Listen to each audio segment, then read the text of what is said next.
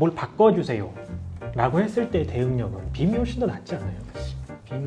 빔이 압도적으로 낫죠. 그거 압도적이잖아요. 네. 근데 캐드로 하면 딱 가져와서 수직선 탁탁탁탁 이거 하나씩 내려서 그어가지고 이제 그 시대로 안 가고 싶다는 얘기를 좀 많이 듣고요. 네, 여러분 안녕하세요. 오늘은 돌아온 아키캐드 인터뷰로 한번 좀 진행을 해보겠습니다. 제가 오늘 어마어마한 분을 모셨습니다. 그동안 많은 분들이 빔을 좀 하려고 하실 때 레빗을 할까 아키캐드를 할까 항상 물어보세요. 그리고 저한테 오셔도 레빗보다 뭐가 좋아? 라고 해보시는데 저는 레빗을 안 해봤기 때문에 말씀을 드릴 수 없거든요. 근데 오늘 인터뷰 하실 분은 둘 다 해보시고 심지어 둘 다 잘하는 분을 제가 모셨습니다. 그래서 오늘 함께 이야기 나눠보면서 나에게 맞는 건 뭔지를 한번 찾아가 보는 그런 시간을 가져보도록 하겠습니다. 네, 현성님 한번 소개 부탁드립니다. 안녕하십니까. 건축사 사무소에서 재직 중인 5년차 직장인 박현석 디자이너라고 합니다. 제가 이제 처음에 둘 다 다룬다고 말씀을 드렸는데 맨 처음에는 혹시 어떤 소프트웨어부터 시작을 하셨어요? 처음에는 아키캐드로 저도 시작을 먼저 하게 되었는데요. 이게 빔이 아무래도 제가 처음 할 때도 생소한 개념이었고 아키캐드가 그 당시에 레빗에는 없던 그 라이노랑 그래스호퍼로 연결해주는 그 있죠. 기능이 먼저 구현이 됐어가지고 네.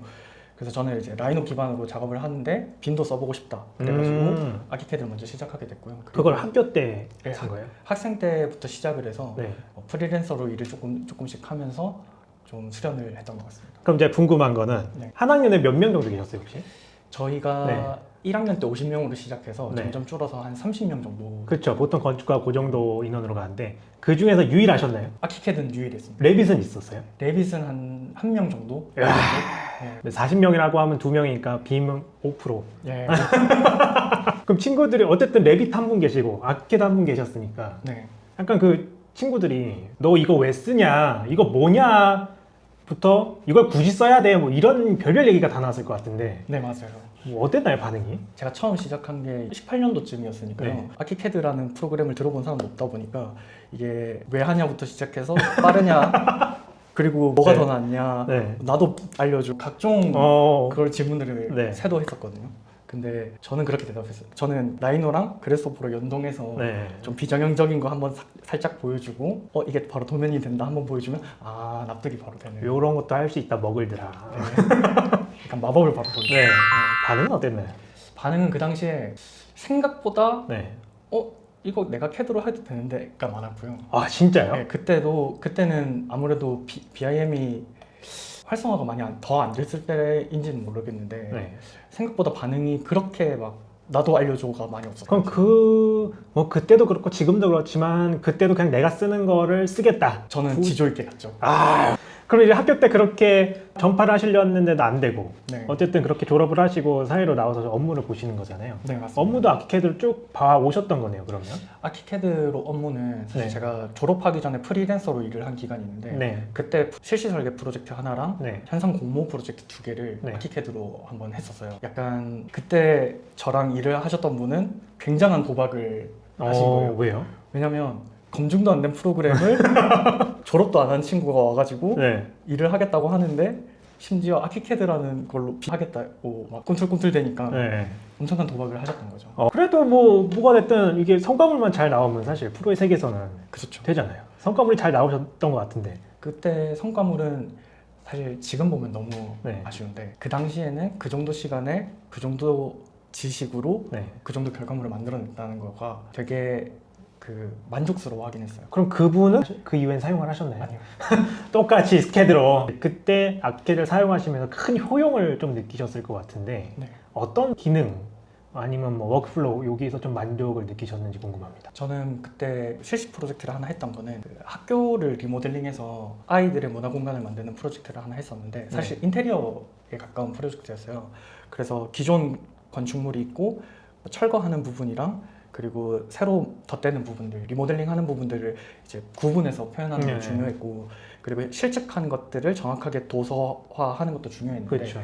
그런 부분에서 아키캐드로 하게 되면서 공정 기능을 이용해서 이제 철거 부분이랑 그런 부분들 동시에 표현하면서 도서를 좀 더 쉽게 그릴 수 있었던 것 같아요. 사실 음. 그때 공정 기능을 그 프로젝트를 하면서 사실 처음 써본 거였거든요. 대부분 다 그러시죠. 네. 그 처음 쓰는 사람한테도 좀 쉽게 학습할 수 있을 만큼의 네. 난이도로 좀 접근을 할 수 있게 툴이 갖춰져 있다는 느낌을 좀 네네. 받았던 것 같아요. 그때는 이제 클라이언트가 어떻게 보면 건축사분이셨을 텐데 네. 그걸 보여드리니까 반응은 어떠셨어요?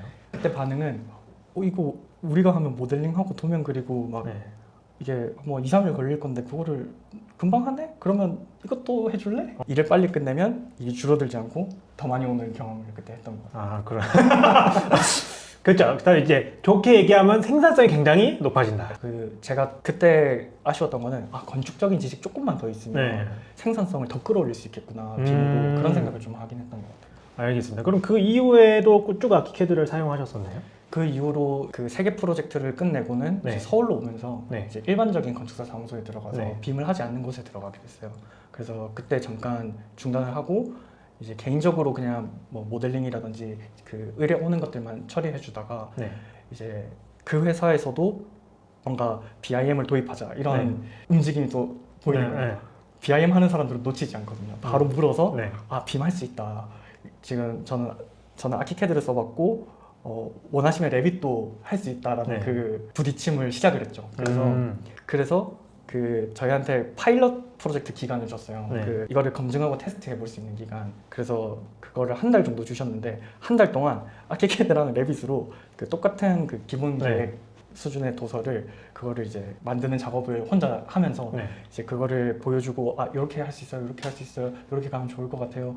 그거를 하면서 결국에는 그때는 레빗이 선택이 돼서 레빗으로 그때부터는 레빗으로 전향을 하게 됐어요. 그러면 그 하나의 똑같은 프로젝트를 서로 다른 툴로 작업을 해주셨던 거잖아요. 네. 그러면서 양 소프트웨어 간의 어떤 특장점을 바로 직접적으로 비교하실 수 있었을 것 같은데 네, 맞아요. 어떠셨는지 궁금합니다.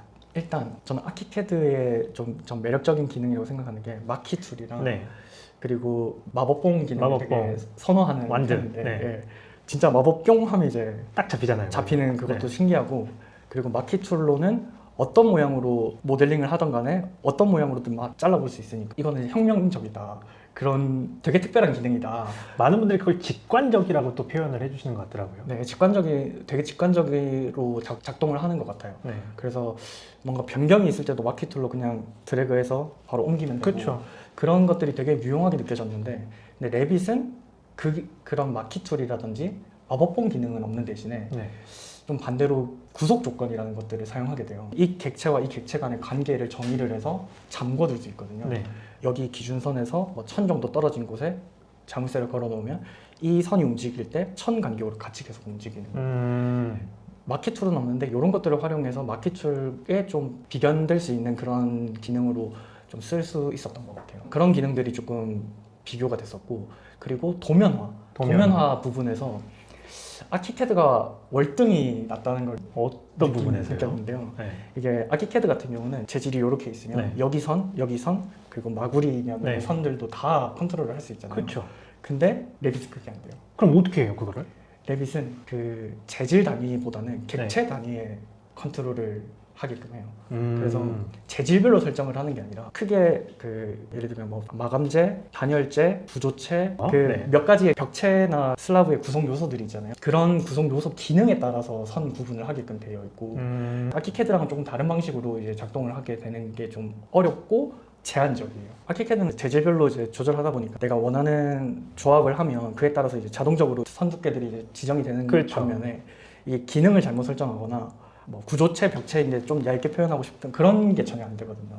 구조체, 벽체끼리 똑같은 두께로 그냥 두르게 돼 있고 네. 물론 필터를 설정해서 바꿀 수 있지만 그게 좀 번거롭기도 하고 이게 재질별로 되는 거에 비해서 도면화 가시성 부분에서 좀 떨어지고 그리고 3D에서 이렇게 딱 캡처를 뜨면 아키캐드 같은 경우는 이게 2D화 돼서 그거를 편집할 수 있는 걸로 선이랑 해치로 분해가 되잖아요. 근데 그걸 이용해서 상세도를 그리기도 하고 네. 좀 디테일하게 가공을 하게 되는데 근데 레빗상에서는 그걸 분해할 수는 없어요. 그 뷰에다가 얹히고 뭐 그런 것들은 되는데 분해가 되지가 않아서 어쨌든 중간에 캐드를 거치는 게 빠를 때가 많은 상황이 나오더라고요. 그 이제 도면화 말씀해 주셨고 혹시 그런 아키캐드에선 되는데 왜 레빗에선 안 됐지? 이런 기능 아니면 좀 불편했던 거나 아니면 반대로 아키캐드에서 안 됐던 게 레빗에서 우와 막 이런 것도 있잖아요. 일단 또 안 됐던 또 불편했던 거는 네. 그 아키캐드는 아무래도 맥 기반에서 만들었다 보니까 이제 맥북에서는 커맨드 화살표 네. 기능으로 이제 층을 왔다 갔다 쉽게 할 수 있잖아요. 그렇죠. 근데 레빗은 그게 안 돼요. 그러면 다 일일이 그냥 클릭 일일이 클릭해서 들어가야 돼요. 단축키가 안 돼요? 단축키가 안 돼요.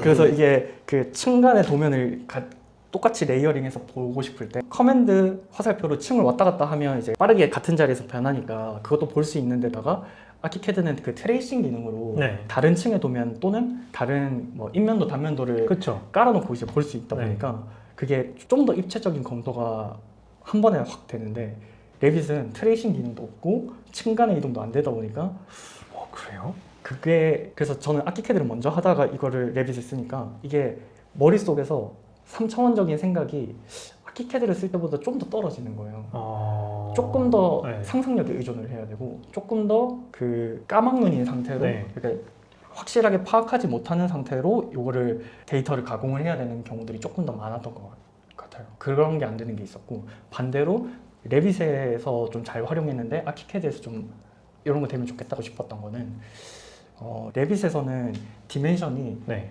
직접적인 매개 변수의 역할을 수행을 해요. 네. 그래서 예를 들면 기둥과 기둥 사이에 디멘션을 띄워놓고 그 디멘션의 숫자를 수정을 하면 객체가 따라서 움직여요. 그건 좋네요, 되게. 아키캐드에서는 이 디멘션 숫자를 바꾼다는 개념을 없잖아요. 객체를 움직여야 되죠. 객체를 움직여야 디멘션이 바뀌는데 네. 디멘션을 바꾸면 객체가 바뀌고 객체를 바꾸면 디멘션이 바뀌는 양방향으로 그냥 바로바로. 양방향으로 되고 그리고 아키캐드 쓸 때도 이제 그 매개 변수를 만들거나 네. 변경하는 작업들을 종종 했었는데 주로 아키캐드에서 했던 거는 제곱미터를 뭐 평으로 네. 표현하는 매개 변수를 만든다든지 그런 것들을 하긴 했었는데 그게 조금 직관적이지 않고 네. 그 매개 변수를 뭔가 만들기보다는 기존에 있는 매개 변수를 쓰는 경우들이 좀 더 많았던 것 같은데 그렇죠. 속성값에서 조정하는 게 좀 어렵기는 해요. 근데 레빗에서는 그 매개 변수를 안 만들면 이 프로그램을 쓸 수 없게끔 되어 있어요. 그래서 네. 수많은 매개 변수들을 생성을 해요. 사용자 본인이 직접 생성을 본인이 해야 돼요? 직접 생성을 엄청 많이 하게 돼요. 어. 그게 그 개념이 되게 달라요. 그래서 예를 들면 간단하게 말씀드리면 딱 레빗을 열어서 기둥 기능으로 딱 찍으면 기본 템플릿에서 기둥이 없다고 뜰 거예요. 기둥 라이브러리를 불러오거나 기둥 라이브러리를 만들어야 돼요. 근데 되게 쉽게 만들 수 있거든요. 네. 그런 식으로 기둥을 만들다 보면 기둥의 이제 사이즈들을 지정하는 매개 변수들을 만들게 되는데 네. 그 값을 직접 만들고 그게 이제 변경이 되게끔 작동이 되게끔 그렇게 할 수 있어요. 그리고 가구 같은 것도 뭐 책상 하나에 식탁 하나에 의자가 여러 개 있는 경우에 뭐 사이즈가 일정 이상 커지면 자동으로 의자가 네. 배치가 된다든지 그런 것들이 아키캐드 같은 경우는 GDL 라이브러리로 코딩을 해서 만들면 만들 수는 있는데 그게 보통은 아키캐드 본사나 아키소프트에서 제공하는 그 라이브러리로 이제 보통 하게끔 되어 있는데 그런 매개 변수를 건드리고 수정하는 것들이 좀 문석이 좀 낮다. 그리고 나는 매개 변수랑 라이브러리에 타입이랑 인스턴스라는 개념이 있어요. 네. 이게 아키캐드 쓸 때 좀 있었으면 좋겠다고 싶었던 건데 이게 똑같은 사이즈의 기둥들을 뭔가 네이밍을 하거나 저장을 해둘 수는 있지만 네. 그게 절대적이지는 않잖아요. 그걸 바꾸면 언제든지 바뀔 수 있고 그게 어떤 일종의 하나의 타입으로 남는 건 아니잖아요.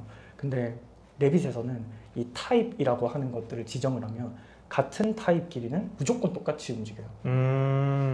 뭐 400에 400짜리 기둥을 제가 타입을 하나 지정을 해놓고 네. 그걸 450, 450으로 바꾸면 400이었던 기둥들이 전부 다 450, 450으로 바뀌어요. 그게 타입이라는 파라미터들, 매개 변수들의 역할을 하게끔 하고 인스턴스라는 개념은 타입인데 바꿀 수 있는 것들. 예를 들면 기둥 같은 경우는 사이즈는 다 똑같이 고정을 해서 쓰고 싶고 높이는 슬라브 다운되는 거에 따라서 다르게 쓰고 네. 싶으니까 걔네들은 인스턴스 매개 변수로 쓰게 되는 거예요. 그런 식의 어떤 매개 변수가 구분되어 있다는 거. 그런 것들이 아키캐드에도 있으면 좋겠는데 싶은데 단점은 그 라이브러리 관리를 엄청 열심히 해야 돼요. 그 레빗은 제가 이렇게 듣기로는 패밀리를 뭔가 계속 만들어야 된다고 제가 들었거든요. 근데 이제 아키캐드를 쓰는 저 같은 유저 입장에서는 뭘 만들어 그냥 있는 거 쓰면 되지. 그 글로벌 라이브러리 통합되면서 네. 독일 지사에서 제공한 라이브러리랑 다 가져올 수 있거든요. 근데 레빗 유저들은 이걸 다 만들어야 된다. 레빗은 이게 모든 걸 만들 수 있다 보니까 네. 사람들이 굳이 표현 안 해도 되는 LOD 수준까지 표현을 하려는 욕심이 생기게 돼요. 그러다 보니까 패밀리들을 계속 만들게 되고 네. 그리고 같이 작업하시는 분들이 이제 전부 다 레빗을 잘하면 모르겠지만 좀 오래 전부터 일을 해오신 분들한테는 그 자기만의 도면 스타일들이 있잖아요. 그쵸. 이제 저는 보통 도면을 레빗을 도입해오는 입장이었기 때문에 그 도입을 할 때 이거 우리 도면이랑 좀 다른데 이거 우리 스타일에 맞춰서 바꿔줘 음. 만들어줘 하면 만들어야 되고 제가 회사에서 하고 있는 프로젝트에서도 만든 패밀리가 못해도 100개는 넘을 거예요. 이야. 못해도 한 100개는 넘을 거고 계속 만들어야 되고 네. 근데 사실 뭐 새로 만들기보다는 스타일에 맞게 좀 바꾸는 경우도 많고 아니면은 뭐 특정 업체의 문이나 창 같은 것들이 이게 디자인 요소로 인테리어 검토할 때 좀 중요하다 싶으면 그거를 상세도 기준으로 좀 들여다보고 조금 더 디테일하게 모델링을 더 하거나 아니면 새로 만들어서 하는 경우도 좀 있고요.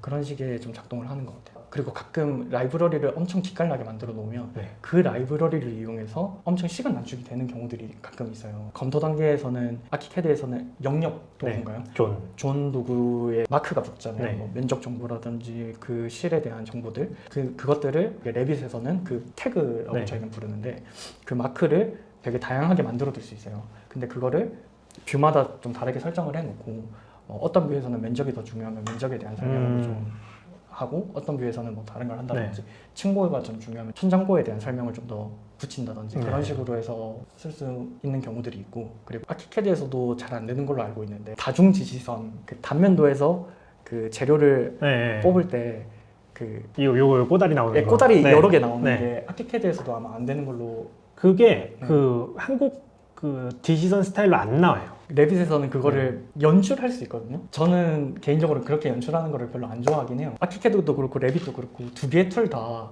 그 이 꼬다리 나오는 거를 막아놓은 이유가 저는 있다고 생각을 하거든요. 그거를 저는 따라야 된다고 생각을 하는데 근데 그거를 연출하거나 만들 수가 있어요.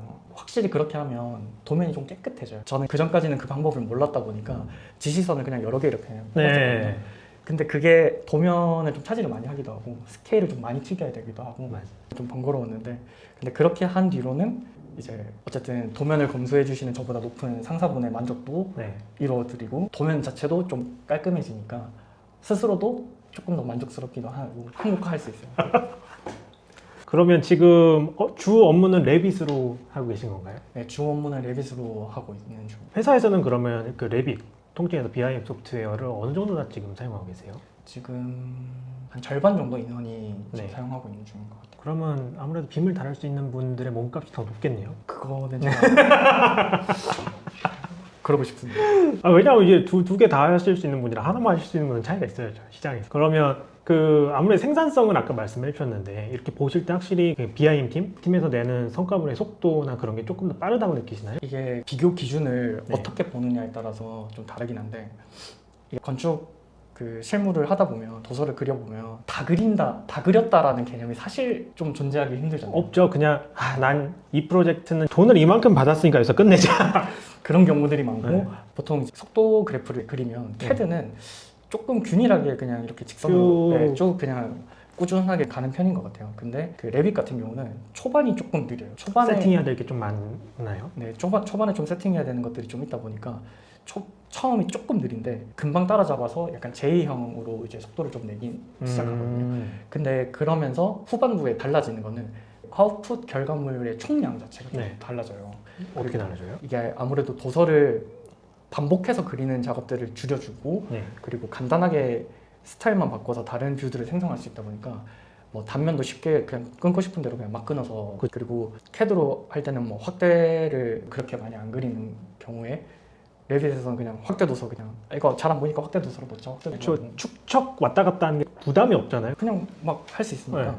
이게 도면을 더 디테일하게 더 쪼개게 되다 보니까 도면을 더 많이 그리게 되고 그 결과물의 정합성을 의심 안 해도 되니까 그 작업자들이 도면을 늘리는 거에 대해서 부담을 조금 안 갖다 보니까 도면 양들이 조금 늘어나는 편인 것 같아요. 산출물의 양이 그럼 확실히 동일한 시간에선 더 많다. 네, 동일한 시간에서는 더 많아요. 그럼 저는 그 얘기는 다른 말로 조금 더 한 발짝 나가면 현장에서 받는 정보가 그만큼 더 많다. 네. 그리고 그 말은 설계대로 갈 수 있는 확률이 더 높다. 이제 그렇죠.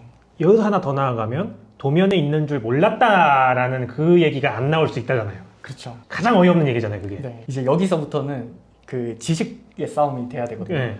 이제 작업자들도 지식이 충분히 이렇게 끌어올려져서 작업자들도 열심히 표현을 해야 되고 이제 그 현장 쪽에서는 이제 그거를 열심히 읽어주는 작업을 이제 해줘야 되는데 그때부터는 사실 레빗의 실력이기보다는 건축의 실력이 드러나서 지금 방금 얘기하면서 네. 하나 좀 생각이 난 건데 그 비맥스라는 네. 프로그램이 있잖아요. 그래서 현장이나 클라이언트를 보여줄 때도 비맥스로 이렇게 아이패드로 그냥 이렇게 네, 보여주면 그냥 아이패드로 보여드리고 휴대폰으로도 보여드리죠. 네, 휴대폰. 빗은 그럼 소통을 이걸 어떻게 해요, 건축주랑? 레빗은 비맥스가 없다 보니까 네. 아직은 PDF에 좀 의존을 많이 하는 상황이고 음. 이거를 비맥스 내보내는 것만큼 쉽게 그 오토데스크에서 지원하는 열람 도구를 쓸 수가 없어요. 그 빔 360인가 그거는 열람도구가 아니에요? 그게 이름이 바뀌었는데 하여튼 그걸로 내보내려면 시간이 걸려요. 그러니까 어. 비맥스로 내보내는 과정은 그냥 도서 내보내는 퍼블리시 속도 정도 걸리잖아요. 네. 근데 이거는 내보내는 시간 더하기 그 온라인상에서 그걸 가공하는 시간까지 더해서 아, 서버로 보내는 거예요? 서버로 보내야 돼요. 이게 로컬로 보낼 수가 없고 이게 서버에 올려야 되는 것도 사실 보안이 중요한 프로젝트 같은 경우에는 부담인데 그거를 처리하는 시간까지 걸려서 한참 있다가 그걸 봐야 되는 상황이니까 잘 안 쓰게 되더라고요. 그래서 오히려 그냥 PDF를 많이 보게 되고 그거를 오히려 3D 도면들을 저희가 PDF 도서에 담으려고 좀 많이 노력을 하는 것 같아요. 그래서 외벽 단면 상세 같은 경우는 네. 외벽 단면의 일부를 조각 케이크처럼 잘라가지고 네. 같이 첨부를 한다든지 뭐 코어 같은 경우도 계단의 구성이 어떻게 되는지를 그냥 3D로 같이 넣는다든지 네. 그런 상황들이 좀 더 많아지는 것 같아요. 오히려. 알겠습니다. 제가 여쭤보고 싶은 거는 둘 다 해보셨으니까 네. 러닝 커브에 대한 이야기를 좀 해보고 싶은데 제가 이렇게 찾아본 바로는 아키캐드는 빨리 배운다. 하지만 나중에 뭔가 고급 기능상에서는 레빗보다 떨어진다에 대한 의견이 좀 지배적이었던 것 같고 네. 레빗은 처음엔 너무 어렵다. 하지만 나중에 뭔가 대규모 프로젝트 같은 거 할 때 훨씬 더 좀 파라메트릭하게 움직인다. 이런 얘기가 좀 있더라고요. 어떻게 생각하세요? 러닝 커브는 말씀해 주신 대로 아키헤드가 조금 더 쉬운 것 같아요. 레빗은 함부로 눌렀다가 흥미하는 경우들이 좀 많이 있거든요. 아, 그래요? 예를 들면 어떤 옵션 창을 이렇게 경고가 떠서 다시 보지 않기를 누르면 네. 진짜 다시 안 떠요. 재설치할 때까지. 오. 아무런 초기화하는 방법이 있는데 그런 상황들이 자주 벌어져요. 오. 근데 아키캐드는 네. 그런 경우는 잘 없고 그렇죠. 저 처음 배울 때는 진짜 그냥 막 눌러봐도 네. 그렇게 뭐 문제가 생기는 경우가 없었거든요. 네, 그래서 저도 항상 갓 배우시는 분들한테 다 눌러봐라. 네. 저는 프로그램 배울 때 버튼을 보통 그냥 있는 거 그냥 눈에 보이는 거 다 눌러보면서 맞아요. 하는 그게 제일 빠르죠. 타입이어서 네. 그게 익숙했는데 레빗 딱 하니까 마우스 하나 움직이는 것도 조심스럽고 키보드 버튼 하나 누르는 것도 조심스럽고 약간 그렇더라고요. 그 네. 부담감이 좀 다른 것 같고 그리고 처음에 알아야 되는 기초 지식 같은 게 있어요. 그러니까 네. 프로그램을 다루기 전에 아까 말씀드렸던 구속 조건이라든지 그런 몇 가지 정보들을 알아야 이거를 뭔가 운영을 할 수 있다는 거가 네. 기본 지식이 좀 박혀 있어야 되는 게 조금 어려운 거고 그런 부분에서 러닝 커브는 훨씬 아키캐드가 조금 더 초반이 수월한데 근데 저는 후반부 그러니까 이게 라이브러리들이 어쩔 수 없이 필요한 경우들이 이제 생기게 되고 그죠. 그리고 뭐 프로파일이 좀 특이하거나 뭐 인면에서 좀 독특한 패널링을 하는 경우에 그것들을 만들어야 되는 경우들이 가끔 나오기도 하고 지금 제가 이제 하는 프로젝트 중에는 ETF이라고 막 구조를 쓰는 경우들이 가끔 있어요.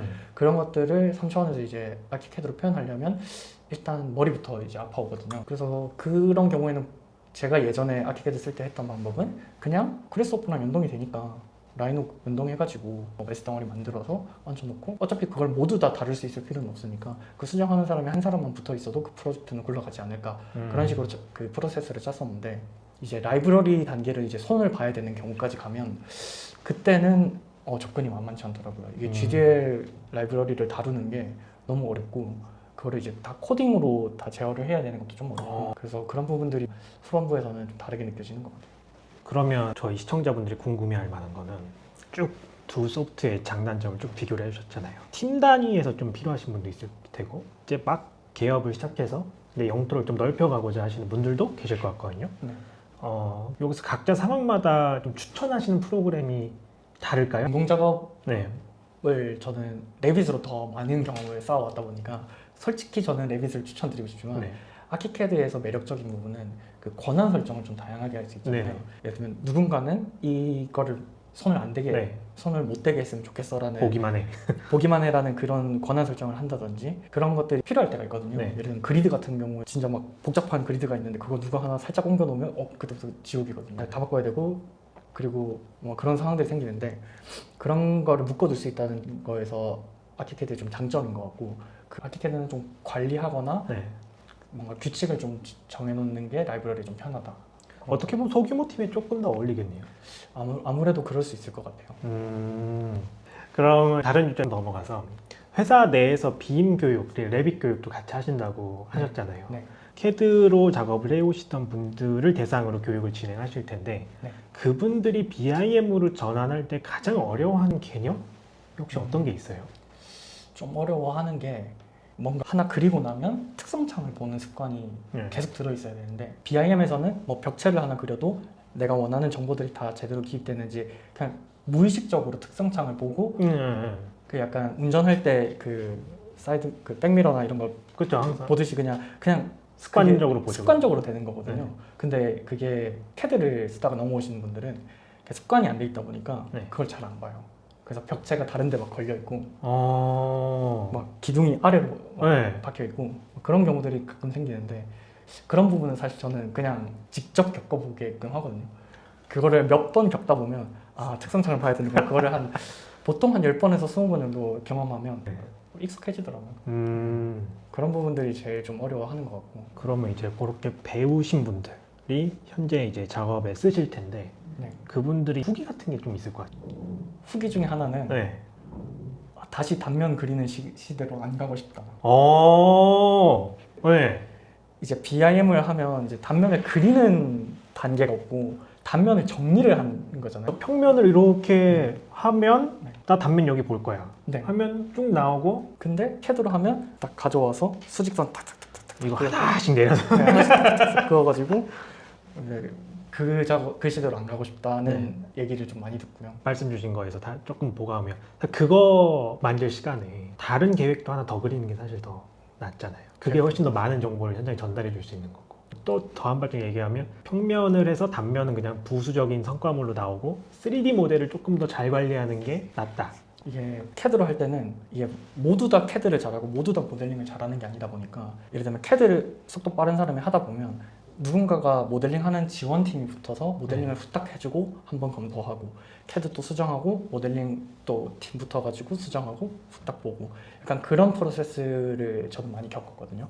근데 이게 동시에 일어나다 보니까 그냥 도면 그리면 3D 좀 돼 있고 3D에서 조금 부족하거나 도면상에서 좀 부족한 부분 다듬으면 이게 도면이랑 그 모델상에서 모든 정보들이 조금씩 디테일이 점점 좀 높아지니까 자연스럽게 3D 데이터를 이제 컨트롤하는 방향으로 다들 좀 지향점이 옮겨가게 되고 그걸 잘 관리를 해놓으면 나중에 이제 뭐 단면도 쉽게 끊어낼 수 있고 상세도도 조금 더 쉽게 접근할 수 있다는 걸 다들 아니까 뭐 그렇게 다들 바뀌는 것 같아요. 그럼 제가 똑같은 빔을 쓰면서 항상 느꼈던 거는 특정 지점에 가기까지는 뭐 캐드 스케치업 조합이랑 비슷할 수는 있다. 빔을 써도 하나의 어떤 완성된 거를 달려가기 위해서. 근데 우리는 항상 클라이언트가 있으니까 네. 우리가 볼 땐 최선인데 클라이언트가 볼 땐 최선이 아닐 수 있잖아요. 네. 뭘 바꿔주세요 라고 했을 때 대응력은 빔이 훨씬 더 낫지 않아요? 빔이 압도적으로 낫죠. 그거 압도적이잖아요. 네. 이게 뭐 평면 수정되면 바꿔야 되는 도면 리스트를 나중에 캐드로 산출을 하면 이게 다 빨간불인데 이제 BIM도 물론 빨간불이지만 뭐 예를 들면 주석의 위치를 조금 옮겨준다든가 그렇죠. 그런 것들이지 뭐 구조체 선들을 옮긴다든가 그런 것들이 아니기 때문에 훨씬 접근도 빠르고 수정을 했을 때 어떻게 바뀌어요? 그러면 어떻게 바뀌는 거예요?에 대한 그 정보도 수정 전에 미리 줄 수 있잖아요. 네. 그런 부분에서도 좀 다른 것 같아요. 이 캐드는 캐드 도면 수정하고 뭐 모델링도 확인하고 아 이렇게 될 것 같습니다. 요 그 의사 결정의 과정도 좀 늦고 저는 가장 크리티컬한 거는 빠뜨리는 거. 빠뜨리는 거. 네. 내가 평면은 수정했고 전화 왔어. 현장 나가야 된대요. 그걸 까먹었어요. 다 망가지는 거잖아요, 이러면. 다 망가지죠. 근데 빔은 그냥 예, 평면 여기 바꿔드릴게요 하고 바뀌면 나머지 단면은 또 인면상에 뭐 계획도상에 어차피 평면 참조해서 가는 거니까 네. 바뀌어 있고 뭐 주석 같은 게 말씀하신 게 겹치는 수준 네. 뭔가 정보의 전달에서 오류는 없어지는 거잖아요. 네. 표기가 살짝 불편해 보일 수는 있어도 네. 그런 부분에서는 뭐 수정에 대한 대응은 BIM을 못 따라올 것 같아요, 캐드가. 그러면 전 정말 이것도 한번 여쭤보고 싶은데 이제 저희는 효용 가치를 느끼고 있잖아요. 왜 안 쓸까요? 이거는 배우고자 하는 의지랑 네. 그리고 전 조급함이라고 생각을 하는데 네. 처음에 느린 시기가 있잖아요. 조그만 시기가 있잖아요. 그 잠깐을 못 견뎌서 돌아가는 사람들이 너무 많더라고요. 그리고 또 하나 생각이 드는 거는 비용. 네, 비용이 아무래도 뭐 대한 캐드들이나 네. 다른 좀 저렴한 3D 프로그램들을 했을 때보다 유지 비용이 조금 높은 편이다 보니까 물론 그만큼의 투자로 그만큼의 생산성 있는 작업들을 해서 더 많은 돈을 벌면 상관이 없는데 그런 경우가 처음부터 그거를 할 수 있는 건 아니니까 그런 부분들이 조금 문제가 될 수 있지 않나 생각합니다. 배우는 그 조급함은 그 얘기를 하도 많이 들어서 제가 아키캐드 그냥 다 올려버린 거예요. 그리고 이미 레빗은 유튜브에 콘텐츠가 너무 많고 네. 의지만 있으면 그거 다 할 수 있잖아요. 네. 안 하는 그 의지의 문제 하나 있고 비용의 문제는 저도 좀 공감은 되는 게 오토데스크에서 제공하는 정품 캐드랑 스케치업 조합이 아키캐드보다 비싸겠더라고요. 레빗이 지금 얼마죠? 1년에? 한 350만 한 원에서 300? 아키캐드 지금 한국에서 하는 것도 330인가? 뭐 그런데 근데 이제 말씀하신 요새는 오토캐드가 하도 비싸다고 하니까 대한캐드로 많이 넘어가서 대한캐드 굉장히 싸죠 그거. 네, 엄청 싸요. 제가 저번에 봤던 거는 행사 가격으로 네. 한 카피의 영구 버전으로 뭐 60만 원 이렇게 해버리니까 그럼 연구에 60이면 뭐 1년에 그냥 10만 원만 친다 그래도 스케치업이랑 조합이면 빔 소프트웨어의 절반 가격 네. 정도 이제 나오겠네요. 감가랑 이런 거 치면. 네. 비용의 차이가 좀 나긴 하네요. 네. 그래서 물론 저는 그럼에도 불구하고 BIM 쓰는 게 좋다고 생각을 하지만 이제 그런 부분에서 좀 차이가 나는 것 같아요. 비용 부분에서. 돈을 더 번다는 생각을 해야지. 어떻게 돈을 사업하는 사람이 그러면 안 돼요. 돈을 더 벌 생각을 해야지. 돈을 더 벌어야죠. 그럼 이거 살짝 사심 담긴 질문이긴 한데 네. 초반에는 그래도 러닝 커브가 아키캐드가 빠르다고 아까 말씀해 주셨잖아요. 네네. 그럼 나는 빔은 해야겠는데 네. 뭔가 좀 그래도 빨리 결판을 내고 싶어. 그럼 네. 아키캐드 고? 그러면 아키캐드. 네. 이게 뭐 지금 시간 없고 네. 배울 시간 없고 뭐 스케치업은 다룰 수 있다. 네. 그러면 아키캐드 고 해야죠. 네. 그럼 난 조금 더 장기적으로 보고 정말 제대로 해보겠다. 그러면 저는 개인적으로 레빗을 얘기하고 싶지만 네. 이게 어느 한 툴을 좀 극한으로 배워놓으면 사실 다 할 다른 수 툴을 있잖아요. 네. 빔을 다루는 거는 사실 비슷해요. 거기서 뭐 개인적인 노하우가 얼마나 생기느냐 차이지 다 비슷하기 때문에 어쨌든 시작이 더 중요하다. 장기 프로젝트를 하더라도 아키캐드 레빗 고민하지 않으시고 그냥 선택하셔도 뭐 후회하지 않고 결과물을 만들어낼 수는 있다고 생각을 합니다. 그럼 요 이제 배우는 얘기가 하나 나왔으니까 질문을 또 하나 드리면 학생들도 이걸 배워야 될까요? 저는 이 시대가 바뀌려면 네. 학생들이 네. 더 열심히 배워야 돼요. 왜냐하면 학생들이 졸업하면 우리 안 가르쳐도 되잖아요. 맞습니다. 그리고 점점 회사를 운영하시는 분들이 이제 네. 다룰 수 있는 시대가 오면 점점 그 수요가 이제 늘어날 거예요. 다룰 줄 아는 사람을 뽑는 게. 그러니까요. 그래서 지금은 학생들이 더 열심히 배워야 된다. 저는 참고로 졸작대 아키캐드로 이제 했었는데 네. 진짜로 투입 시간 대비 그 빠른 결과물로 속도를 엄청 내서 그냥 후딱 해치웠거든요. 저도 그랬어요. 학생들 쓰기도 더 부담이 없는 게 그래픽소프트 같은 경우는 그 학생용 라이센스를 신청하면 1년 단위로 갱신을 하면 이제 네. 공짜로 계속 쓸 수 있고 오토데스크도 마찬가지거든요. 그렇죠. 그래서 진짜 이건 의지의 문제거든요. 요즘은 정보가 더 많고 네. 밀리미터라는 유튜브에 보시면 강의가 워낙 훌륭하게 돼 있기 때문에 꼭 올해는 시작하시면 좋겠습니다. 그럼 이제 저희 이제 마무리를 할 시간인데 이제 한 3가지를 마지막으로 여쭤보겠습니다. 아키캐드를 이제 배우시려는 분에게 해주고 싶은 말씀. 일단 시작하고 네. 일단 끝을 내시면 됩니다. 그럼 레빗을 이제 막 배우시려고 하시는 분들. 패밀리 20개만 만들어 보시면 돼요.